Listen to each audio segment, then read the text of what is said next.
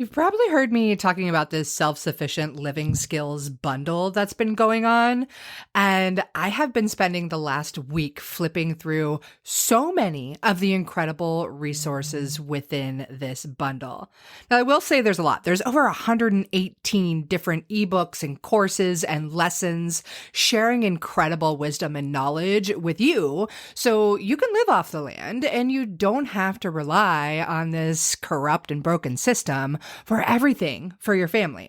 Anyways, I wanted to share some of my favorite things. One, first off, is off-grid homeopathy. This course is loaded with so much incredible knowledge, talking about homeopathy for first aid, for colds and flu, how to make your own homeopathic remedies. Like, as an herbalist who loves to teach that stuff, that's pretty exciting to hear it in the homeopathy realm. There's also some incredible fermentation guides, so many other amazing herbal recipes and food recipes, and how to make your own sourdough bread, how to do your own organic gardening and canning of all of your foods. Really, there is so much. And yes, I know. I've talked about it a ton, but this entire bundle is only $50 right now until Sunday, March 24th.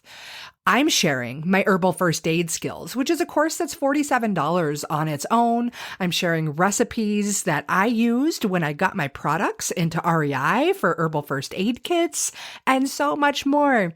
You'll have to check it out. I'm serious. Like, you can absolutely change your life with this bundle. So there is a link in the show notes for you, and I hope you check it out. I hope you take advantage. Don't worry, you don't have to go through everything right away. You can access everything for up to a year. Once you're in the course or have the download, it's yours for life.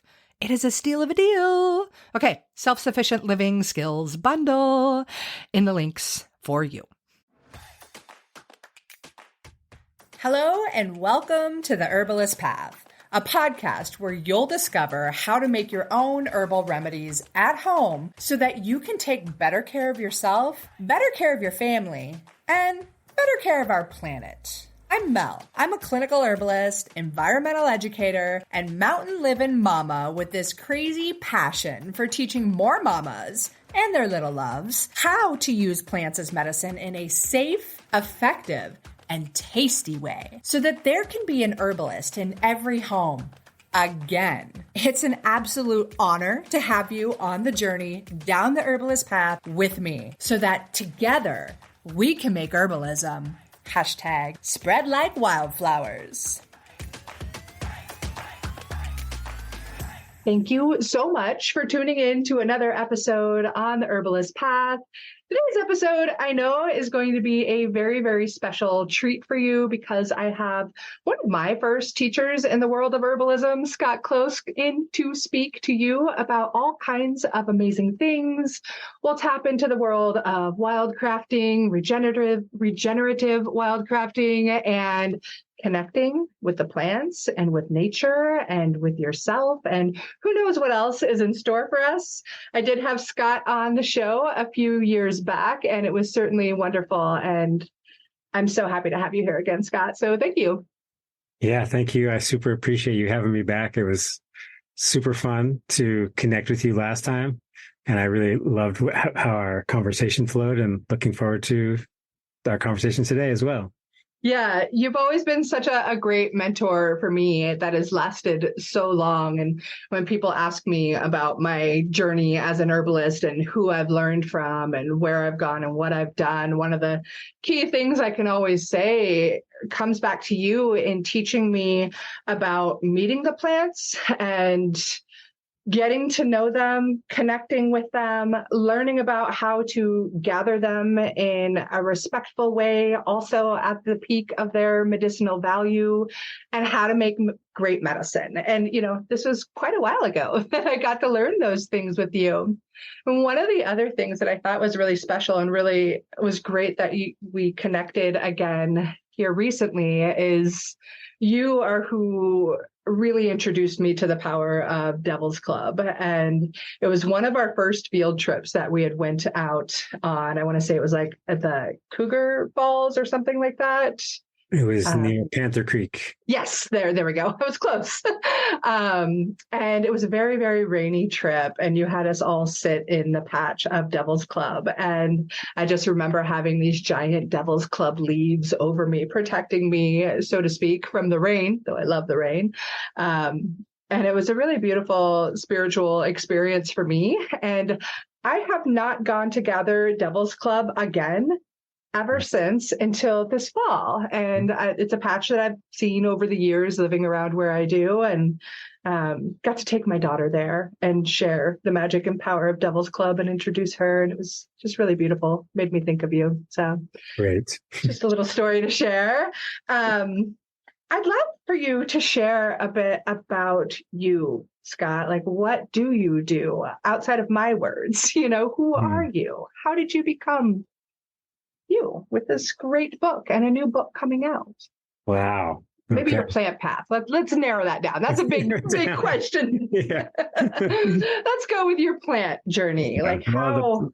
The plants are entwined in everything I do, but there are lots of different things I've been doing besides just herbalism and wildcrafting these days. But let's stick to that. Yeah, let's stick to that. Well, I was thinking, I knew you were going to ask this, so I was thinking about it. And I started wanting to learn about identifying plants because when I first moved to Oregon in the mid 90s, I knew there were psilocybin mushrooms that grew here, and I need to find psilocybin mushrooms. So as I started getting a guidebook to help me find them, it started saying, "Oh, well, you need, this one grows under this kind of tree, and this one grows under that kind of tree." And I was like, I don't know what those kind of trees are. So I started to learn what the trees were, and then the different plants, and then that kind of slowly took me as I started to really get more into plants. I never did find psilocybin mushrooms, but I found the plants, and I think I read about this in my book, Pacific North Medicinal Plants, that what really got me on the track of wanting to be like a self-sufficient herbal medicine person was watching my grandparents die in the hospital. And it was I had my own experiences of going to kind of like regular medical doctors and as a child, and I used to have really bad ear infections. And I can remember just one thing in particular was this one doctor that my mom was taking me to. I came in with an ear infection, and the first thing he did was he kind of clapped me on the side and said, "Hey, how you doing?" And I started screaming. It was super painful. I just felt like there was no care involved. And then seeing my grandparents die, with like no dignity, just like with tubes hooked up to them. It took me years to be able to go near a hospital after that because it created such a feeling of trauma in me. And I was like, I'm definitely not going to one of those places. So the pathway opened up for me through people I knew. I had a girlfriend at the time in particular who was just getting into herbs, and we kind of started learning together. And then, and then just after I started learning about herbal medicine, of course, then I wanted to gather my own medicine because I lived, in these places it was easy to access. So that was back in like the mid 90s that I first started wildcrafting, and I got a hold of Michael Moore's book, Plants of the Pacific West, I think it's called. The one that was just right next to yours that I just pulled off my shelf. Yeah. I haven't looked at it. Yeah. This is the Plants of the Pacific West. I haven't looked at that one for a long time, but I used to carry it everywhere with me. And I lived outside of Eugene at the time, and would just go and find everything I could. And I learned so much from Michael Moore, through his books. And then also, I did 1999. I did an apprenticeship at the herb farm, and we got to do some wildcrafting, learning more about it there. But I already had it pretty down. And then in 2004, I think is when I started selling medicine. So I was harvesting my own, plants, and then started making medicine from them. In 2004 was when I finally got the courage to actually offer them to people. At first, I wasn't selling; I was just giving it medicine to people, and eventually started selling it. And that's Cascadia folk medicine. It's still going today, Awesome. believe it or not. Yeah, I was going to ask, but now I don't have to. That's awesome. Yeah. That's beautiful. I love that story. It's always such a lovely and winding journey to get there, right? And you can listen to the plants and let them lead you. You can think in the beginning that you know where you're going to go with it, but do we ever really know? No, I don't think so. If I had known where I was going to be taken at that time, I might have said, "Oh no, I'm not going there," because it hasn't been an easy path. It's been really intense at times, and yeah. At this point in my life, I greatly welcome the intensity of those initiatory processes that have to happen. And I mean, that's like a really good segue into this whole thing that I'm wanting to bring forth, which is that it's not just about going out and harvesting. We actually have to allow ourselves to change the way that we're oriented with the world, because at least people that have been brought up and raised in the culture that we've been brought up in, we have there's this real separate self aspect, and that, humans are the dominant species. We're everything's radiates about us, revolves around us, and how things are ours for the taking. It's just baked into the, the Bible thing and all the way through. And we can see where that's taken us to this, the brink of ecological disaster across the whole planet. And it wasn't that long ago where you could say, it seems like it's happening now. It's like, there's no doubt that it's here. here. Yeah. And there's, a huge percentage of plants are going extinct. And I see places where plants used to thrive and they're not thriving anymore. Yeah, I see it as well. And it crushes my heart and my soul, because much of what got me into the world of herbalism was this desire to save the world and connect more people with nature.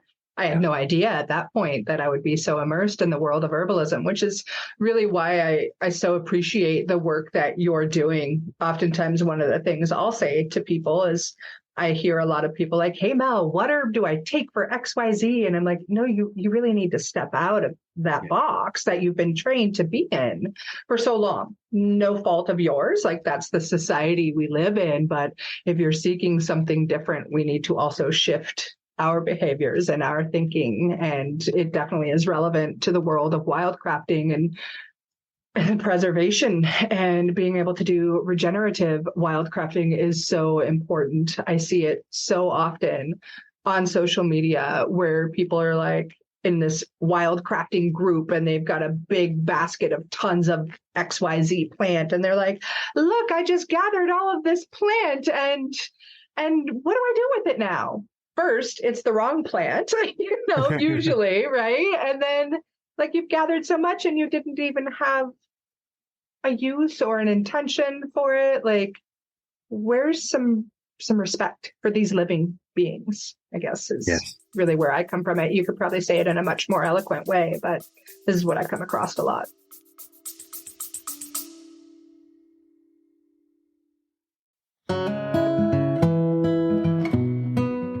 Hey, I wanted to take a quick pause to show some love and gratitude to our sponsors of the Herbalist Path podcast, who make this show possible for me and possible for you too. So here it goes.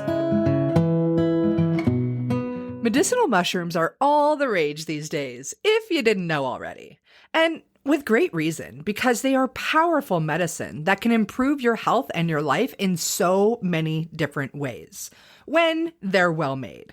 Yeah, it's true. There's a lot of stuff on the market that isn't going to be so effective. And that's why you need to find a brand that you can actually trust. For me, that brand is Whole Sun Wellness, and this is the creation of a brilliant woman and fellow mama, Jamie Bonfiglio. She's an international mushroom educator that has been working in the medicinal mushroom industry for years. And this is when she saw firsthand how many other companies take shortcuts when it comes to their products. And Jamie wasn't having it. She set out to build her company the right way. Whole Sun Wellness is here to raise the industry standards so those crap mushrooms on the market aren't getting into your body or your family's body. Whole Sun Wellness is the first company to test and report nutritional facts for all of their extracts. They go beyond industry standards every step of the way, from sourcing to extraction and final testing. And as the owners of the largest medicinal mushroom farm in the United States, Whole Sun Wellness is taking control of their supply chain for the highest quality and absolute full transparency. They're even the first company to include pure mycelium extract in every single product. So when you're thinking of getting medicinal mushrooms for you and your family, Whole Sun Wellness is exactly the ones you want. Also, be sure to check out their new Mycolites. These are the world's first dissolvable electrolyte tablets. They're featuring functional mushroom extracts that'll give you more energy, more stamina, and recovery as well. And who couldn't use all of that? The other thing is, they are these adorable little mushroom-shaped tablets, and they come in like a little Altoids box, but way cooler than Altoids because they're Mycolites. Anyways, head to wholesunwellness.com to grab yourself some Mycolites and all of the other functional medicinal mushrooms that you and your family need. And of course, you can grab that link right here in the show notes now.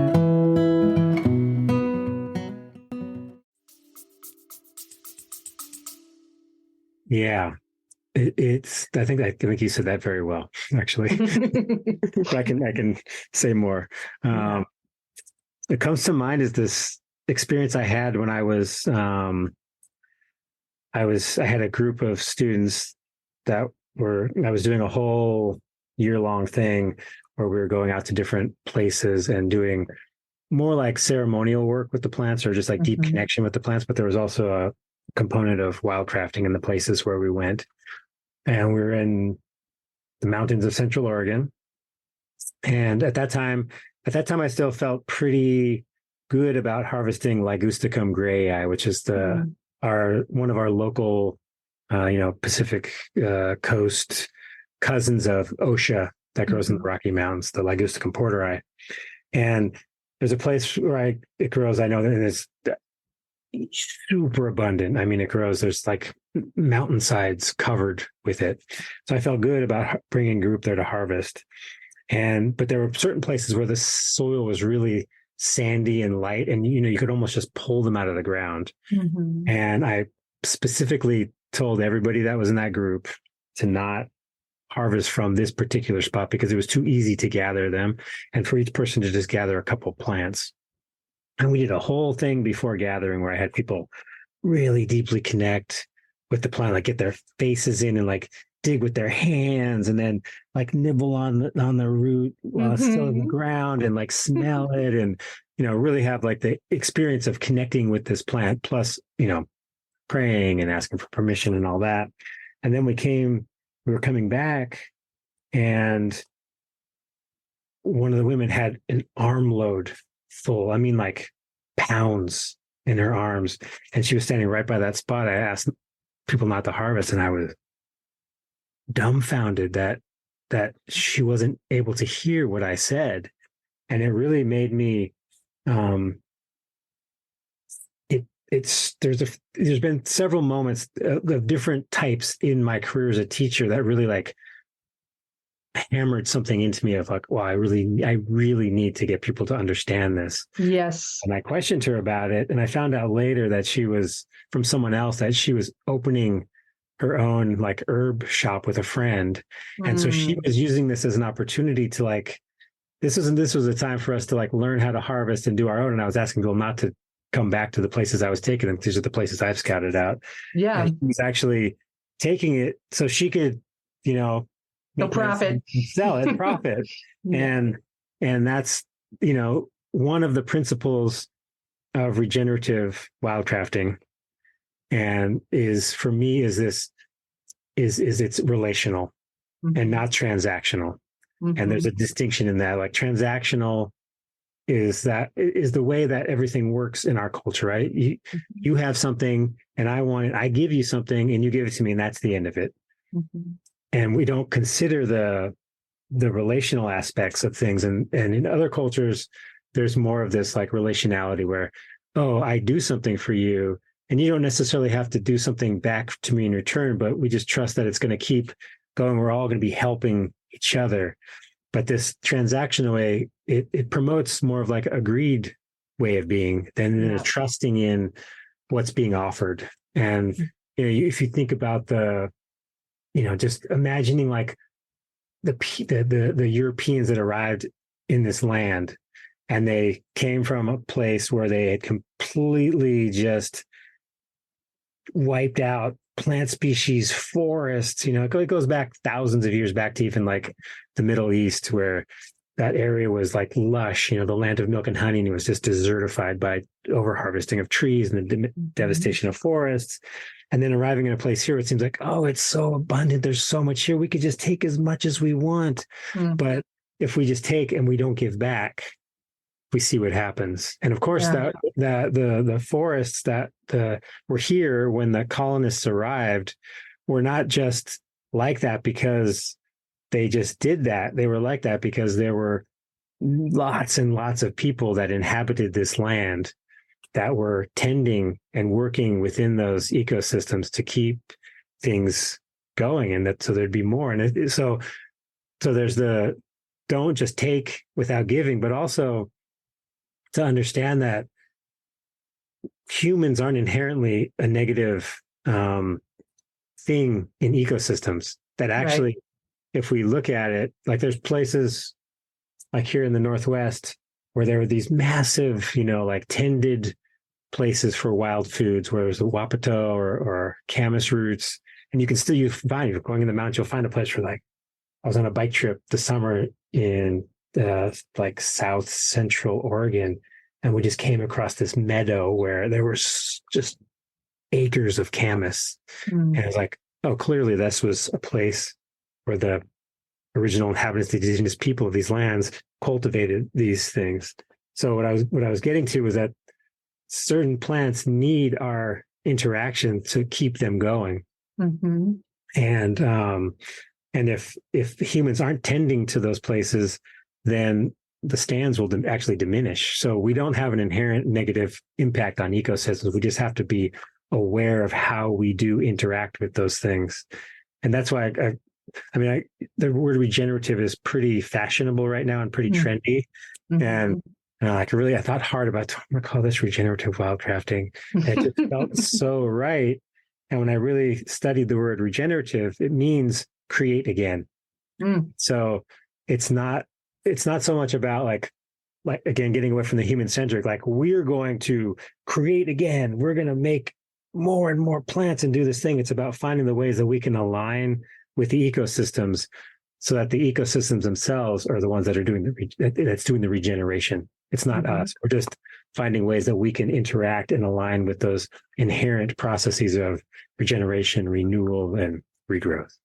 I love that so much. And as you speak all of these things, I'm like, look at all these great things he instilled in me and my practices of wildcrafting, and how I get to go out and teach people those kinds of things as well. But I'd love for you to share some of the ways that we as people can integrate more with this practice, like specific details. How can we really help create again with these plants and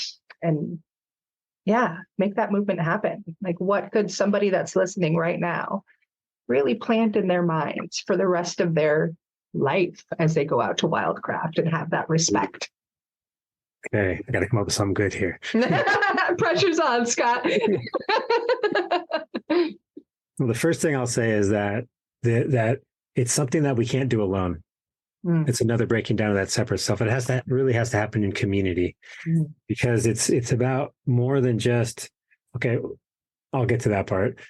So we have to study ecosystems. We have to really understand as best we can how they function. And it's not something that's going to happen overnight.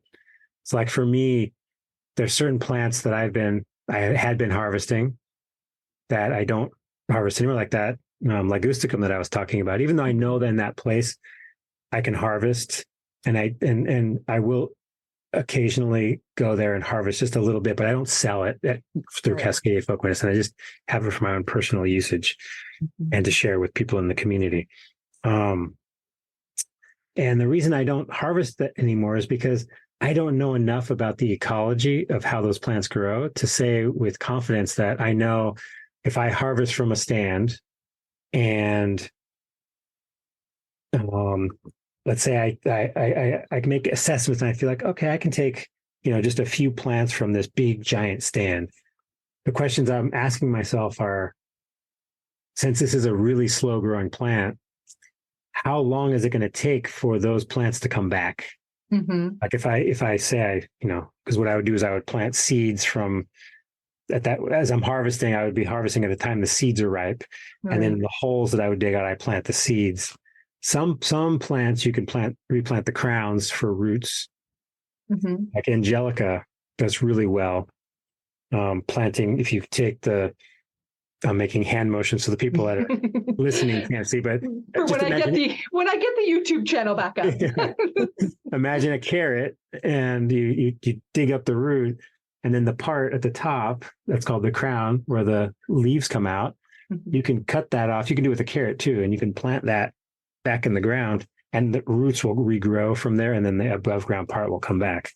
I haven't noticed that working so well with the Ligusticum, cray. But one thing I've noticed is that they often grow entwined with each other. There'll be several seeds have sprouted, and so the roots will be twisted. So you can dig out the side of the hole and take, just unentwine part of it and leave the other part to stay growing. So those are ways we can do that in the short term. But in the long term, I want to know how long it takes, because one of the other principles of regenerative wildcrafting is to make sure that there's going to be more there than when we started. And that's, that's kind of like that again, aligning with that create again from what regenerate means. And until I know that, I don't feel comfortable doing large harvests in places. So that's one way, is for us to really gather together to do these studies of certain plants. Like some things, it's either with nettles, like right, harvest. St. John's wort, I've had times where I had St. John's wort that I harvested before I got, sophisticated enough to have like a instant pot to, do my oil in. I would just put it out in the, in a bag in the sun to have the sun heated up and to do the extraction. And there was one year where it just was one of those years where it wasn't sunny in the summer. And so I had like 2 batches go bad on me, but I went back to the same places, like a week or 2 later, and the same plants I harvested from were filled with flowers again, because that plant is just keeps giving and giving. So with those plants, we don't have to worry so much about these other plants, especially root plants that are slow growing, like Ligusticum, and then Lomatium dissectum is another one. It takes a really long time for them. They'll just be tiny little, for 10 years, they'll be like the size of a pencil. And the ones that are being harvested are probably 50, 60, maybe 100 years old. So we really have to understand the life cycle of those plants, which is like a generational thing for us to do. And then it's not just the plants, it's the ecosystems themselves. So what else is involved, and each ecosystem has different needs and parameters. So like a meadow is going to be very different than like a high desert area. So like getting to know the different ecosystems. So what I recommend for people to do is to go spend time in all the places where you're going to harvest, and think of those places as gardens that you're tending to, that you're going to come, find places that you're going to come back to again and again and again, and don't even harvest there at the beginning. Maybe spend a whole year watching the cycle and coming back and seeing what animals show up, what birds are there, how the life cycle of the plant works. And then, eventually we will have, and there's this term in anthropology, traditional ecological knowledge, that they abbreviate as TEK, TEK. And people are talking about that a lot more now, because it's obvious that the traditional knowledge that First Nations people have all over the world is a key to us getting out of the kind of mess we're in with climate change. But again, it's like, it can't be done from the place of like, oh, you have this thing that we need, because that's also part of what got us into this mess. But like just recognizing and honoring that knowledge exists, and it's been honed and brought together for over countless generations. So we can't expect to be able to do that ourselves, but there are ways that we can start to approximate that or create the conditions for ourselves as part of a community, the communities of wildcrafters or plant people or whatever we want to call ourselves, to start to do that kind of a study on our own. Mm-hmm. And I could keep going on for that more, but I think I'll pause for a second and see if you have anything to. Oh gosh, there's so much to unpack with that. You probably saw me writing like little notes on things to mention, and this is just really such important work. And one of the things, you did come back to it, but I just wanted to reiterate, is the importance of, well, I said come back to it, but coming back and like visiting these places. It's not like, hey, I came across this stand and so I'm just going to take it all, but you're actually developing a relationship with the plants, with the land, really, really, truly getting to know them. And I think that's so incredibly important. And it's one of the things that people really are missing out on a lot today. And I feel like, we need to shout this as loudly as possible, the importance of it. And it sounds like that's exactly what you're saying throughout this. And then I also wanted to touch a bit on the generational thing in a few different aspects. One, I wanted to let you know I have been given this great honor to be teaching some Native Alaskan elders about medicine making, and about each month we're deep diving on a plant native to their area.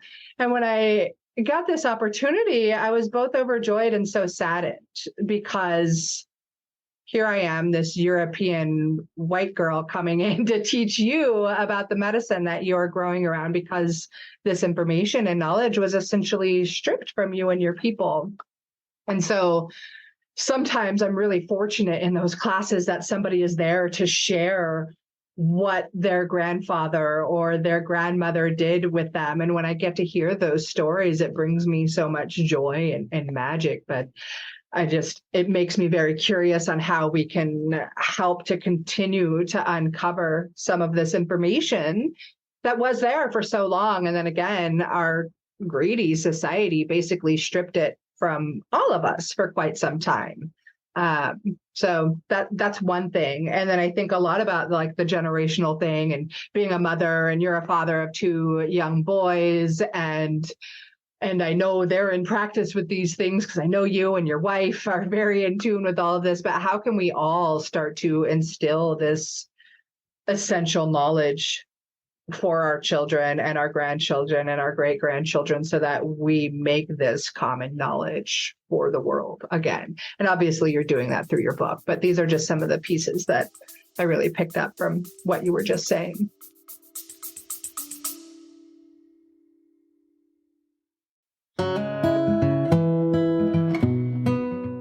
Hey, I wanted to take a quick pause to show some love and gratitude to our sponsors of the Herbalist Path podcast, who make this show possible for me and possible for you too. So here it goes. I love this time of year. It's spring, the sun is shining, and all of our beautiful plant friends are popping up. It's amazing. Unless, of course, you're one of the millions of people who suffer from seasonal allergies. You know, the itchy, watery eyes, the sneezing and wheezing that's straight miserable. Thankfully, there are some amazing herbs that can help you with all of that. Just like the herbs inside of Kick-Ass Allergy from Wish Garden Herbs, one of my absolute favorite herbal companies out there. Kick-Ass Allergy, yes, I said ask without the K at the end. Anyways, this formula has yerba santa, nettles, echinacea for that immune support, and orange peels, all which come together to help dry up those excessive mucosal secretions. Yep, I'm talking about the sniffles and the stuffy nose, the watery eyes, and all that jazz. This blend also acts as a great expectorant and can help ease the swelling and inflammation in those mucosal tissues. It is a top go-to for seasonal allergies. And get this, they combine all those beautiful herbs with glycerin, so it actually tastes pretty darn good. Or should I say, it tastes kick-ass, without the K at the end. Anyways, if allergy season is miserable for you and you want a natural remedy that actually works for those itchy eyes and being all sneezy and wheezy, you have got to check out Wish Garden Herbs Kick-Ass Allergy. And for those of you with the little kiddos, no sweat, they've got a Kick It allergy too. And you pregnant mamas? You don't have to suffer either. They've got a kick-ass allergy formula just for you. So head over to wishgardenherbs.com or check out the link in the show notes and go grab yourself some kick-ass allergy so you can enjoy spring again.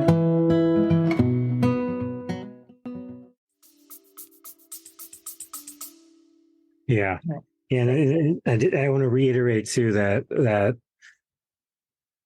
because I was doing a lot of like be very cautious and come back to the places again and again and again, and I think sometimes people can take that too far and think, oh, we should never touch anything and harvest anything out there because everything's too fragile and and like that. But I also want to say it's my experience is that the land is so happy when people come with respect and humility and interact.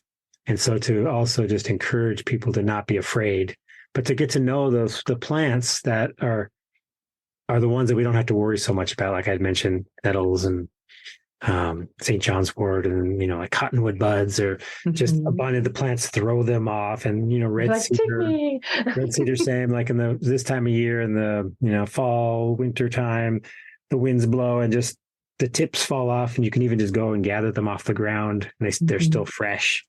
So getting to know those plants first, the ones that are easy to identify, because you have to be able to identify the plants first. You mentioned that in your story that seeing people I've had the experience too of people coming to me as a teacher saying, oh, look, I just made medicine from this plant. And I look at the jar, I'm like, that's not the plant you think it is. And, if someone's doing that with a toxic plant, they could really hurt themselves or somebody else. So to be really careful about that. And just a little aside with that, to be really aware of the Apiaceae family, the carrot family, parsley family, which has lots of very medicinal and very toxic plants. So get to know that family really well. And then the Ranunculaceae family, the buttercup family, which also has some really important medicinal plants and also some very toxic plants. So that's a good place to start in terms of knowing what not to harvest. But then finding the easy plants and getting comfortable with those. Yeah. And then from there, doing that deeper study of the ecosystems and going to places. And there's ways that we can, I'll tell this story. There's a story that I was remembering this morning as I was thinking about this, being here with you today, of when I was at a place in my life where I've been very cautious about my harvesting for a really long time, wanting to do it right and do it a certain way. And like when I harvest tree bark, I've been, pretty proud to say that for years, I never took like a standing tree down or took bark from a standing tree, that I just harvested from trees that had fallen over, but that were still rooted in, which is another, one of the practices that I would encourage is, and I talk about this in my book, and I will talk about it in this Relationships of Loving Reciprocity Wildcrafting course that's going to be coming out soon, that we'll talk more about later. So excited for that. And a video just showing this process. But so there came a time where as Cascadia folk medicine was growing, I couldn't just find the perfect broken branch or tree that had fallen over. And so I was in the forest and I was asking, okay, what do I do? And I found myself sitting right next to two alder trees. They were growing like this far apart. And it became clear to me, and I'll say this again, this is part of doing this work in a community. And before I was talking about doing it in a community, so we have lots of people studying these places, because it's a lot for one person to do, to go to all these different places and spend so much time. But if we can all, gather together and help each other with that, it's great.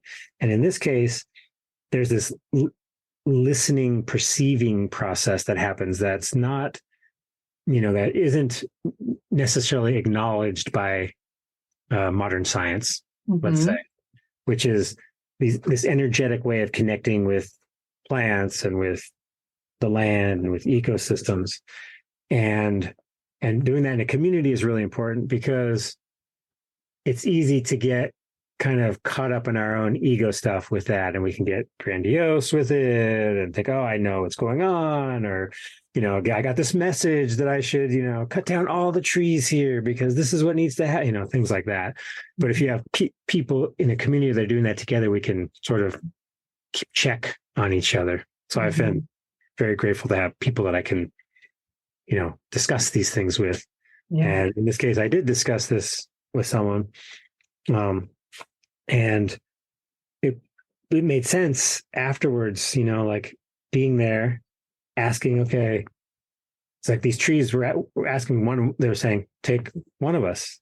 And I was like, I felt so bad to cut a tree down.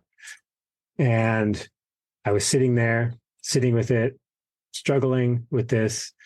And I opened my eyes and there was a hummingbird just like sitting right in front of me. And for me, that was just the message. Okay, this is what needs to happen. And then as I was engaging in the process, it became clear. It's like, oh yeah, if there's two trees that are growing right next to each other, they're going to just have to share, what they're receiving. If I take one out, then the other one is going to thrive more. And it's going to actually, I remembered back to my days of kind of living with homesteaders and learning about, agroforestry practices where you're going to go through a forest and you thin out in a certain way and take wood for firewood and for building materials. And if you divide it into like 7 sections, by the time you come back to the first section, there's more trees there than when you started. So, right. Yeah. Valuable lesson for sure. And I love the lesson in there in listening to those plants and taking that time to just stop and meditate, if for lack of a better word, with those plants, and ask for an answer and let them speak to you, because they do, right? Yeah. And then you can come to these new lessons and these new realizations that you had, it sounds like. So I love that. That's beautiful. Yeah. It wasn't something that just was like, oh, should I do this? And it just went bing. I spent hours there with those trees and just feeling into everything around and feeling into the trees. And so it wasn't it's a process. Yeah. I also love what you're saying about community. And I know we talked about how, like, obviously to really study these things in great depth for a long time takes a lot of time from an individual, but how can you connect with a community to, just say, hey, this is what we're up to. We want to explore this over here. Like, how does that really work? I know you're in a pretty awesome community, so I'm just really curious about how that works. I mean, how it works in a world of, let me just preface, like, in a world of major disconnection with our super connection, right? Because I feel like so many are very disconnected from others. Right. And there's so much of the community is happening online. Yeah. And that's great for connecting people, but it's not necessarily going to, foster this thing that I'm talking about. I mean, I think the way that I've seen it work the best is people going to herb schools. And then the community that develops within, that programs. And, but I'm sure even if you don't have the, the capacity to do like a year-long program, there's always going to be like someone doing smaller, shorter classes. You could take a, go on a plant walk with people and meet people that way. Mm-hmm. I've struggled with this myself because I for years I taught at the elderberry school, mm-hmm. and then so also concurrently had the School of Forest Medicine going for part of that time, and had every year at least two groups of pretty large groups of students to interact with and kind of usher through these processes. And in my own life, I've found I just don't have the time for that anymore to like really connect, mm-hmm. which is why I'm doing this video course. And I haven't figured out how to create the community around that. I'm working on that myself. It's a challenge. It's, there's so much to be said about that physical, hands-on, in person, in space feeling. Like when I first started teaching herbalism online instead of in person, I'm like, how do I relay the smell, the touch, the taste? Like I just remember back in my days with you at elderberry, and like we tasted every plant. We felt what it felt like, and I can't exactly do that, but I'm doing all right in the fostering of the community. But there's some sacrifices that have to be made, and some gains as well, because now I have people all over the world that are learning with me. So that's beautiful. But yeah, a challenge indeed. So maybe I can get some tips from you about. Always happy to collaborate and share what I know on all of those things. I'd love to do that anytime you want, outside of a podcast. But I do want to hear a lot more. You have a new book coming out. You have this course coming out. And I know for sure that anybody that's learning about wildcrafting or herbalism in any way, shape, or form from you is in great hands. So I would love for you to talk more about that and what's going on. Yeah. So the course, it's going to be it's a video course of. The main component of it is these videos of harvesting, like so it'll be like bark harvest. We harvest red alder. For flowers, we harvest St. John's wort. And I tried to make it plants that are accessible, across North America and even in Europe, if people want to tap into it. There's a few. There's like Opalpanax, Devil's Club, which I won't get into it now, but I'm trying not to call it Devil's Club. You can totally get into it if you want. Yeah. No worries. But okay, I'll just say it really quick because it's kind of off the topic. But I really came to this. It came last summer where I realized I found ways to make it make sense for me. It's like the club that beats the devils away because it really helps with like negative thought forms and things like that. But the truth is, like, the name is given to that plant, and there's places all over the world that are called like Devil's Grove or Devil's Tower, and all those places are places where people communed with nature spirits, or like plants that have that name, or plants that help gain access to that. And so it just felt like it was part of this real colonial mindset that I'm trying to extricate myself from. So the plant many years ago asked me to call it a shusha. So I call it a shusha or Opalpanax. And a lot of people call it a shusha also because of the studying with me. But I remember that now, like as you said it, I was like, oh, ding, light bulb, I remember. Yeah. I don't have any problem with anybody else calling it Devil's Club. It just, for me, it feels like it's a respectful way of continuing the relationship with that plant. Absolutely. But that's one of the plants that we have a video for, just because it's such a unique style of harvesting that really exemplifies this whole regenerative wild crafting thing. And then because it's just one of the main plants that I work with. So anyway, so we have alder, St. John's wort, nettles for leaves. And so there's videos for each type of plant part that can be then extrapolated to other plants of that type. You're going to harvest any kind of bark. You can use this as the example. And it's meant to be a companion to my book, Pacific Northwest Medicinal Plants, because I was able to get a lot of wild crafting info in there, but like you said, even like just talking about it online, and I've taught wildcrafting online had been teaching it for several years and felt good to get that information out. But it was like, I know I don't have the capacity with all that I'm doing in my life to get out there. I mean, because it's, there's a whole timing thing and then like scheduling. So it was like taking 2 years to do all these videos. Yeah. And get there at the time and do all that stuff. So, and the videos it's been so fun. I'm working with this, like a professional filmmaker guy and named Noel Adams. And he, together we've just kind of crafted. So it's not just one frame. Right. He's standing there talking beautiful about film work. Beautiful film work, kind of telling a story. And, it's kind of like getting into where the plant is and all that. So I'm really excited about how it looks and feels, and how it feels like it's going to, in the same way that I tried in the book, and it seemed to be successful because people comment on it that they're like, I can feel that there's something more in here that you're trying to say about the plants, and I can feel it coming through.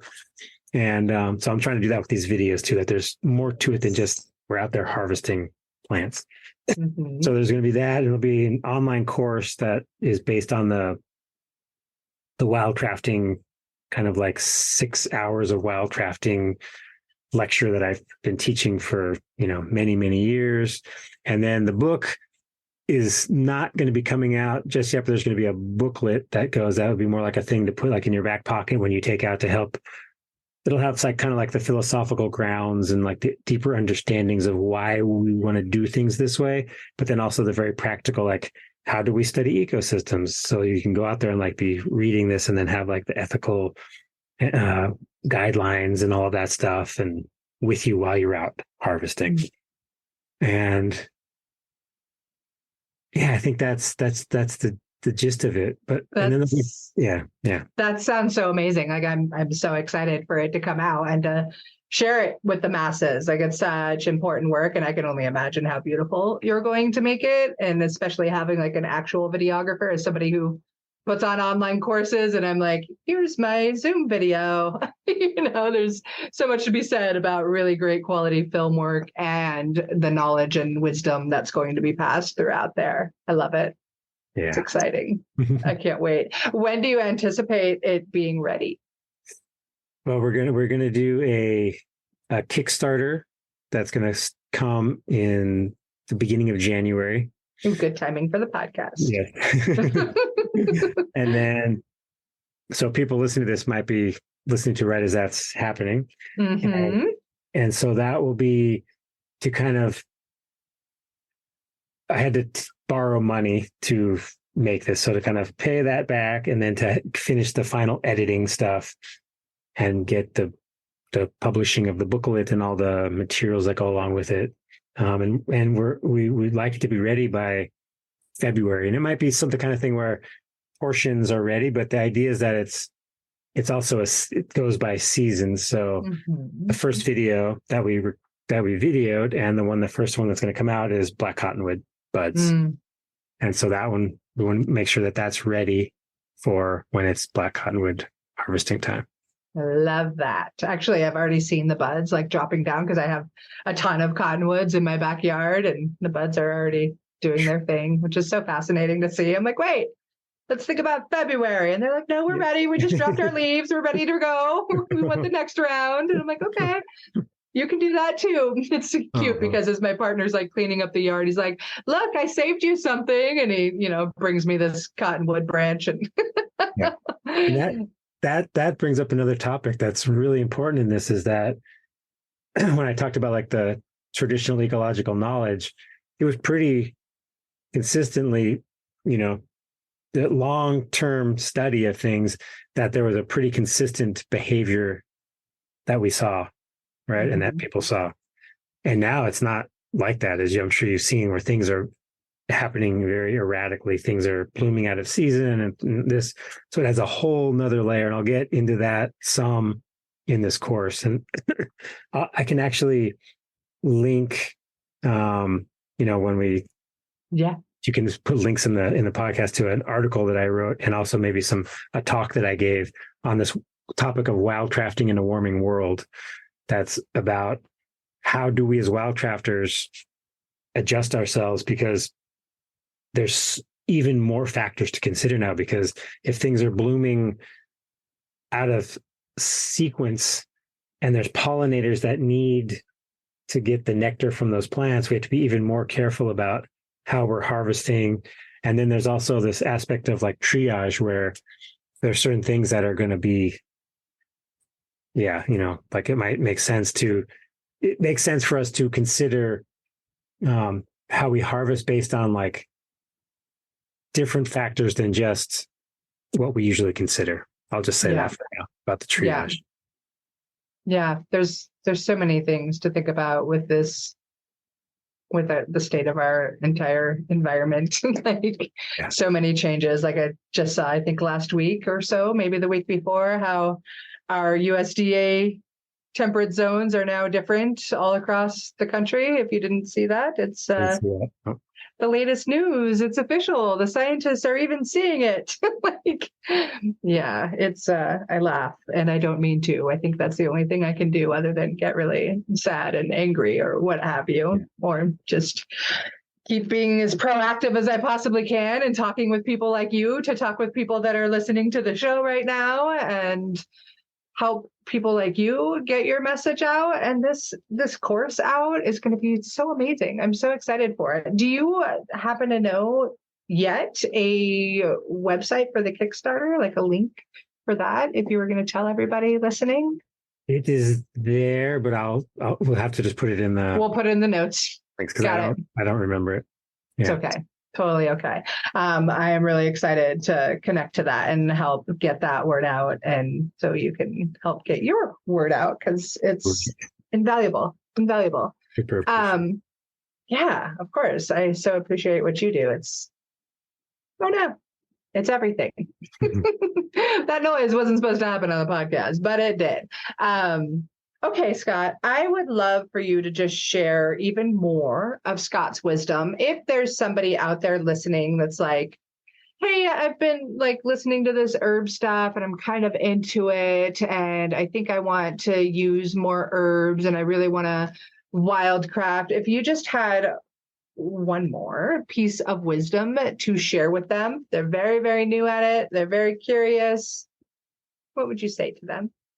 Well, yeah, the thing I was going to ask if there was another thing I could share, because we just talked about this dire situation and how it's, it's so confusing and, to be a wildcrafter right now. But what I was thinking about that came to me was, there's these ways that I call mutually beneficial wildcrafting, and this idea of regenerative doing things, of create again, that there's ways that we can harvest that actually we can see make the plants grow more.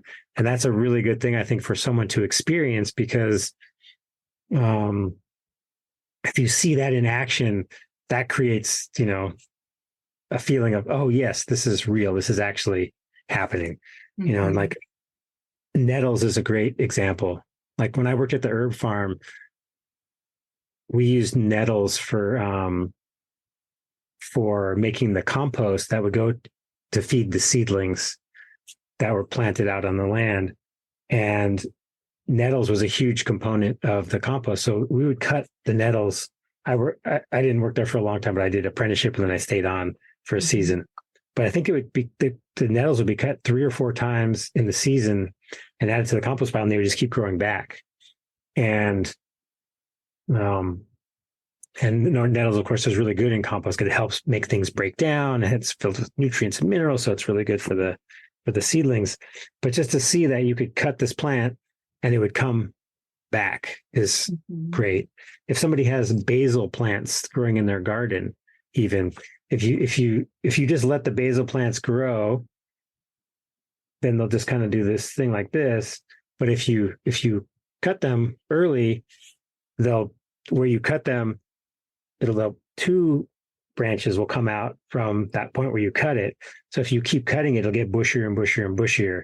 And So to find leaf growing plants that you're harvesting the leaves from, to do that from, I have, you went to Southern Oregon on the Wildcrafting trip with Elder, right? And Sure did. Yeah, the Yerba Santa. Yep. I actually still have it sitting in this bottle right here Okay. from that time. That was a very spiritual experience for me. Yeah. So we connected deeply with the Yerba Santa plants there that grow in places where there's been disturbance, and where there's been, especially when there's been fires, the seeds need fire to, for the seed coating to crack. So they're basically there to wait for a fire, so that when a fire comes and the vegetation gets burned away, they can come and grow and then stabilize the soil. So what I found in taking groups, there was a specific spot where we go, and I take elderberry school group there and school of forest medicine group there. And the places where we harvested, the plants just became bushier and bushier and bushier. And with plant, like when I was talking about basil, that's a plant that's in the mint family. So it has oppositely arranged leaves. So they would come out. So you don't have to really think about it for much. You just snip, and the two side shoots will grow into new branches. But with a plant like Yerba Santa that has alternately arranged leaves, the trick is just to cut from a leaf that is pointing outward, so that the new branch also grows outward, so that the plants grow outward. So in those places where we, two groups of like 12 to 16 people every year were coming and harvesting, a nice bag full for each person. And I also was harvesting for Cascadia Folk medicine. The places where we harvested were the most healthy, vibrant, lush plants in the whole area.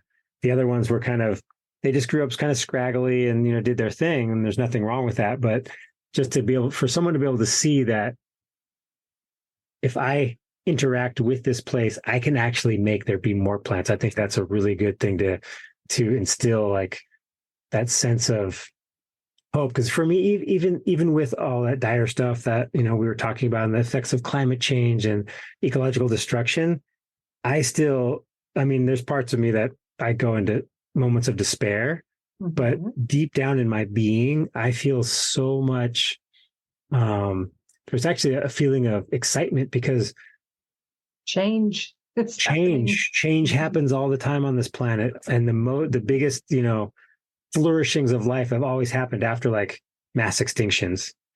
Every time that, like when the dinosaurs got killed off, that's when mammal life, exploded into the world. And we wouldn't be here probably if that hadn't have happened. So not that I want there to be mass extinctions, but that if we look at the resilience of ecosystems, we can see that plants will grow there. They may not be the plants that used to grow there.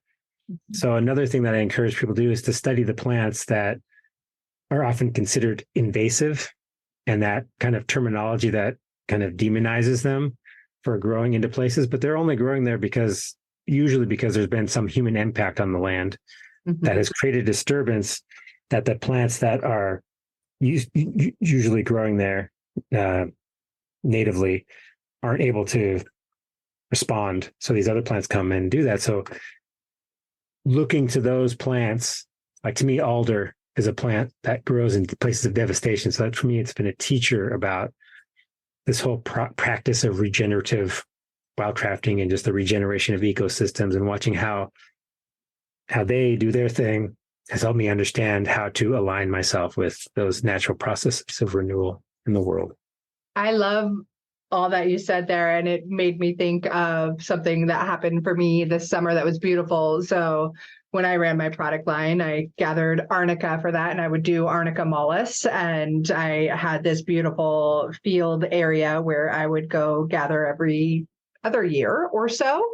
And I went back there this summer after not being there for a few years. And because I'd started paying people to grow my arnica for me. And it was so beautiful, Scott. It was so much more yellow and abundance. And I was like, I helped make that happen, because I knew when I was there, I was so very intentional with what I was gathering and how I was gathering it. And it was such a beautiful reward, like literally beautiful, because it's a sea of yellow, gorgeous arnica everywhere, but also knowing that it was even more abundant than it was before just felt great. And like, as cheesy as hashtags may be, mine is spread like wildflowers. And I'm like, perfect. That's exactly what's happening right there. It was really beautiful. So I love that. proud moment there. It's really, really great. Right. And it feels great to witness that. And it doesn't have to be always so heavy of like our impact, though we should feel the grief. We can feel the grief, but we can also feel that we can make a difference and that we can really celebrate that. So I join you in celebrating that. Heck yes, we can all make a difference. And I took a video of it and used it as an educational piece for my students. Like, hey, this is what can happen when you harvest in an ethical way. And here's how you would harvest arnica if you were to come across abundance of it. So, thank you so much. That, like, I think we can end this show on like this positive note of how we can all make this positive difference. Well, yes, the world needs us. That's what it is. It needs us to make this positive difference. So as we do that, any other last words? Like, let's definitely make sure people know exactly where to find you so that we will be putting links to all of the things, of course, and we have this Kickstarter coming up in January. If you guys are listening and wanting to learn more about wildcrafting, you really, really, really need to take Scott's course. Like, please. You will learn so much. So let us know how other people can be in touch with you. And if you are in the Pacific Northwest, Scott's book is Pacific Northwest Medicinal Plants, and it's absolutely beautiful, great images, perfect amounts of information to have you out making great medicine and harvesting amazing plants as well. So now I'll let you tell everybody about you too. Great. Thank you. So the School of Forest Medicine is my main website. Forestmedicine.net is the URL. And from there will be a page that will lead you to the Kickstarter under Relationships of Loving Reciprocity. That's the name of the course. And Cascadia Folk Medicine, if you want to get a hold of some of the medicines that we make. It's less me making the medicines these days. And there's a good friend and colleague of mine, Samantha Tanis, is making the medicine and distributing the medicine. I help a little bit still. And they're still super high quality and all harvested with great care and intention, sung to and prayed with. And that is CascadiaFolkMedicine.com to get there. And we'll have the Kickstarter link. And is there anything else? Yeah, there's on my website, there's lots of talks that I've given, and there's definitely some about wild crafting and medicine making. But also it's like this project is bringing together two things that I love dearly, which is the wild crafting and medicine making, but also this like shift in consciousness that needs to happen for us to be able to come back to being beneficial components as humans of the Earth system. And that, I think I think you invited me to say maybe a last word or two. Yeah. In this, would be just this idea that kind of what we ended on. It's that we can let go of our human centrism, that, humans are the center of the universe and we're the all important beings on this planet. Let go of that, but we don't have to let go of that. We are actually still important, like we were just discussing it. So we do have an important role to play in ecosystems and with our ability to perceive and our ability to understand how things work and kind of, if we can align with that, and also just to appreciate like the beauty of everything and to bear witness to the incredible majesty of life on this planet. It is so incredible. Yes. One more question for you, Scott. Okay. In your course, will you have your songs?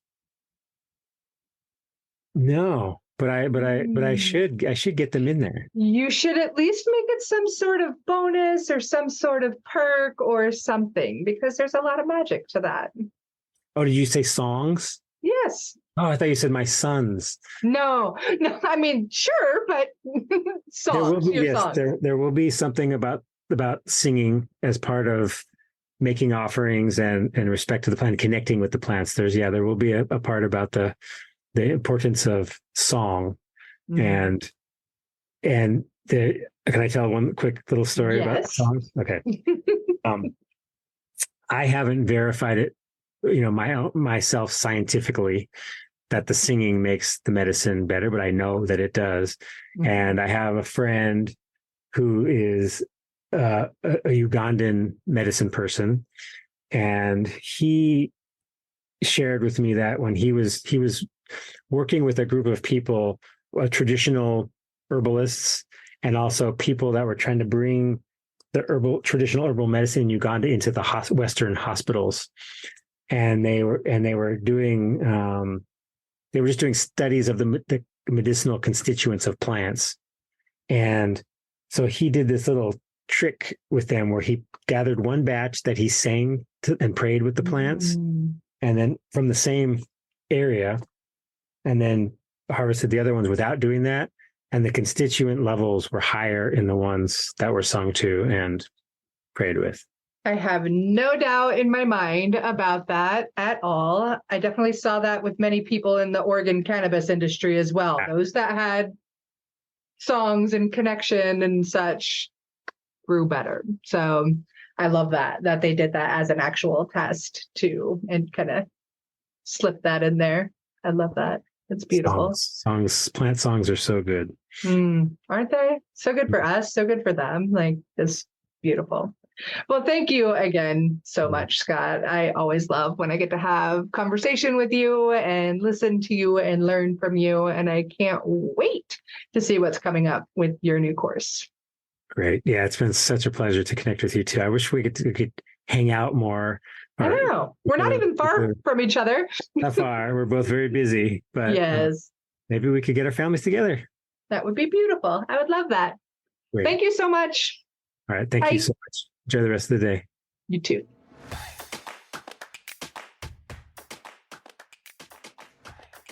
Thank you so much for tuning into another episode of The Herbalist Path. Being on this journey with you is absolutely incredible. If you dig this episode, please leave me a review on your favorite podcast player and share it with your friends so that together we can make herbalism #spread like wildflowers. On another note, I must mention that while I know you're getting some good info here, it's important to remember that this podcast is purely for entertainment and educational purposes and is not intended to be a substitute for medical treatment. While the information in this podcast is absolutely relevant, herbs work differently for each person and each condition. That's why I recommend you work with a qualified practitioner, whether that be another herbalist, a naturopath, or your doctor. So thank you again. I am truly honored that you're tuning into these episodes and on the path with me to make sure that there's an herbalist in every home again. Don't forget to share this episode with your friends so that we can make herbalism #spread like wildflowers.